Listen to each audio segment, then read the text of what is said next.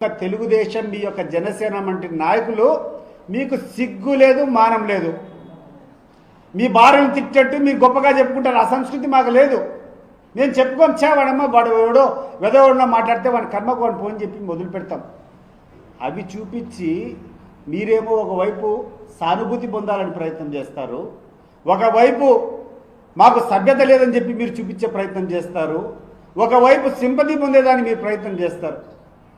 మాకున్నటువంటి హుందాతనం ఏంటంటే ఎవడైనా చౌకబారుగా వాడు వివరిస్తే అటువంటి వెదవడిన ప్రవర్తిస్తే అవి మళ్ళా మనం చెప్పుకోవడం మనకే సిగ్గు చేయడం చెప్పి దాని గురించి మేము పట్టించుకోకుండా పోవడం, దాన్ని ఆసరాగా తీసుకొని ఈరోజు మా పార్టీ క్యాడర్లను, మా పార్టీ లీడర్లను అసభ్యతకు మారుపేరుగా మీరు ప్రచారం చేస్తున్నారు, అశ్లీలకు మారుపేరుగా మా పార్టీ లీడర్ని ప్రొజెక్ట్ చేస్తున్నారు.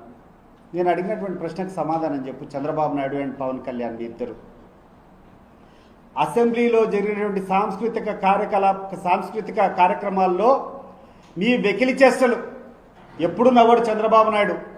ఏ రోజు కూడా నవ్విన పాపాన పోలే.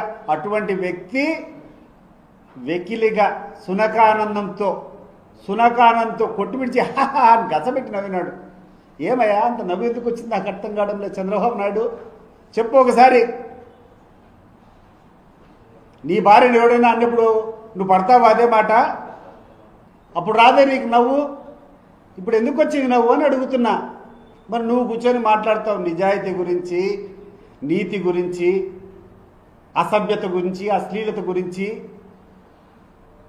ఇవన్నీ మానుకోమని చెప్పి నేను చంద్రబాబు నాయుడికి హితవిస్తూ ఆయన అసలు రంగు ఈ రెండు సంఘటనలు బట్టి బేరుజు వేసుకోవాలని చెప్పి ఈ రాష్ట్ర ప్రజలకు అందరికీ కూడా నేను మరొక్కసారి మనవి చేసుకుంటున్నా. చిన్న సాంస్కృతిక కార్యక్రమాలు ప్రభుత్వ డబ్బుతో పెట్టేటువంటి కార్యక్రమం అది. ఆ కార్యక్రమంలో కూడా ఒక లీడర్ను కూర్చొని అపహాస్యం చేసేదానికి, ఈ రకమైనటువంటి చౌకబారు ప్రకటన చేసేదానికి ఎవడిచ్చాడు మీకు పర్మిషన్ అని నేను చెప్పి అడుగుతున్నా.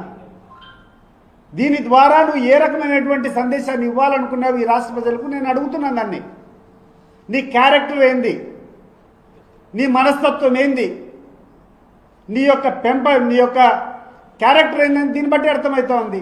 దాన్ని నువ్వు చెప్పుకో ఇప్పుడు ప్రజలకు. నేను అడుగుతున్నా దీన్ని. ఈ ప్రశ్నకు నువ్వు సమాధానం చెప్పు. నువ్వు ఎందుకు వెకిలి నవ్వావు, నీ వెకిలి చేస్తులు, నీ సునకానందానికి అర్థమేంది? ఒక నాయకుడిని కూర్చొని 11 గాడు అంటావా? 11 గాడు అనేటువంటి గాండుగాళ్ళకు నేను చెప్తున్నా, ఎవడి పేరు చెప్తే మీరు ఉచ్చబోసుకుంటారో, ఎవడి పేరు చెప్తే మీకు నిద్ర కూడా రాదో, ఎవడి పేరు చెప్తే ఈ రాష్ట్రంలో మీకు చేతగాక ఉన్నటువంటి 116 మంది కలిసి ఒకటే పోరాడాడు ఆయనయ్య జగన్మోహన్ రెడ్డి.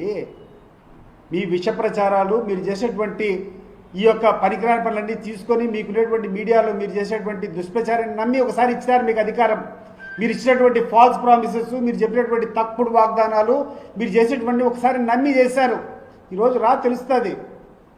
ఈరోజు అసెంబ్లీ లేకుంటే రాజీనామా చేసుకొని మొత్తం ఈ రాష్ట్రానికంతా మళ్ళీ ఎన్నికలు పెడితే నీ భవిష్యత్తు ఎందుకు తేలుతుంది. 11 కాదు, మీరు ఎక్కడుంటారో.